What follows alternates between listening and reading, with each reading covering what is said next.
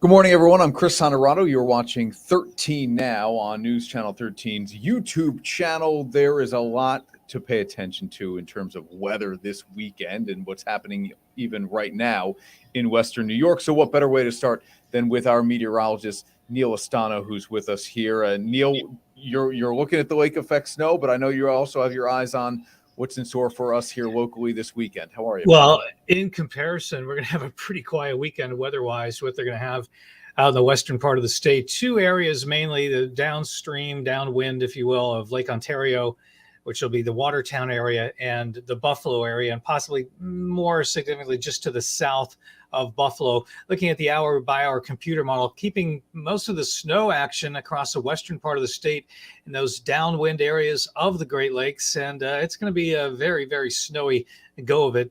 But the thing about the lake effect is so localized. Some places could be picking up a couple of feet of snow and 20 miles away, a couple of inches. So it looks like the area just south of Buffalo will be getting hardest hit. I already seen some pictures from the East Aurora area of about 2 feet of snow. They could be seeing another 1.5 to 2 feet on top of that.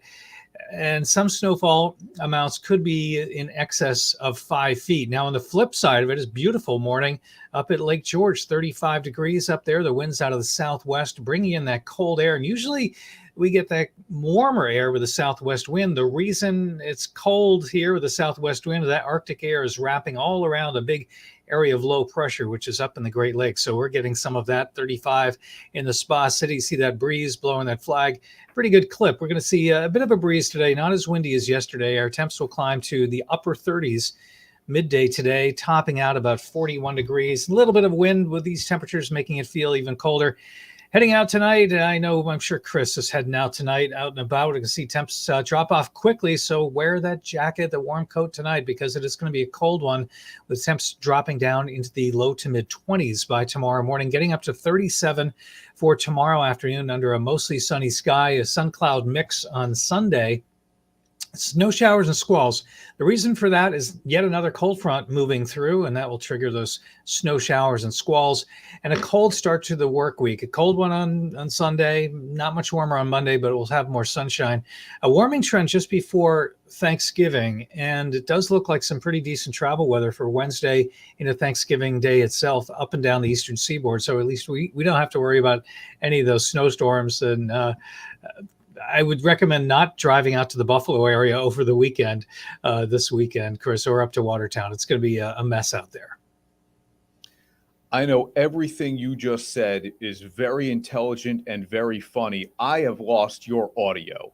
So I'm just going to let you go to enjoy your weekend. The people watching can hear you. I cannot. Okay. So go have a great weekend, Neil. Thanks for doing 13. Now, this is when we write things out and pass notes back and forth to each other. Thanks, Neil. Have a good weekend. All right.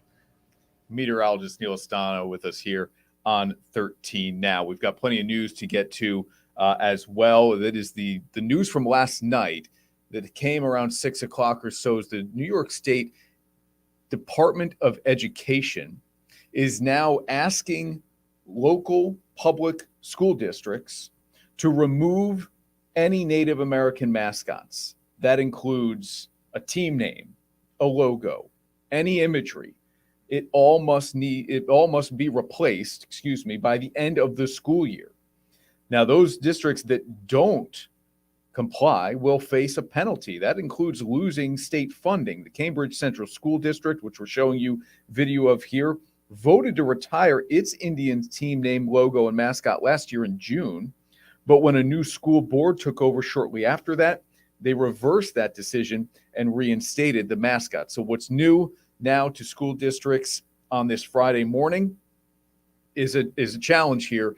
How do we comply with this request from the state education department? If, of course, they choose to, it may be new uniforms, painting over some imagery and mascots on school buildings or within the building itself, replacing a turf football field, replacing part of a basketball court. There's a lot that goes into it. And so we are working on getting some more information for you today, and stay tuned to News Channel 13 for that.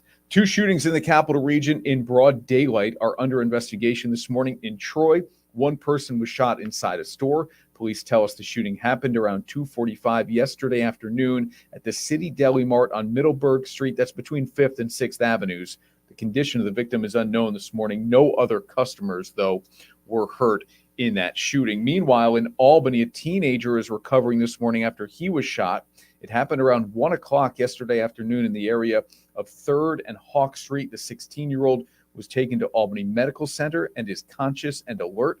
Police say a fight led to that shooting. You now have an extra month. If you haven't gotten over to Schenectady yet to check out the immersive Van Gogh exhibit, you now have an extra month to do that if you'd like to. The exhibit is being extended through January 2nd. It's been that much of a success. It's being held at Armory Studios in downtown Schenectady. 100,000 people have visited this exhibit. $32 for adults, $19 for children. There are also discounted opportunities for seniors, students, veterans, and families. We have a link on our website, wnyt.com, if you are interested in getting tickets to that. Coming up on News Channel 13 live at noon. I hope you'll join us. We'll have the latest on that request from the State Education Department, how those school districts are responding this morning on this Friday after finding out Thursday night, how, in fact, they might go about replacing what is necessary by the end of the school year, which is the deadline State Ed Department has given, and who's on the hook for what it would cost to make some of those changes. We're working to get those answers for you. Hope to have them for you by News Channel 13 live at noon. We will see you then. Until then, have a great Friday. I'm Chris Honorato.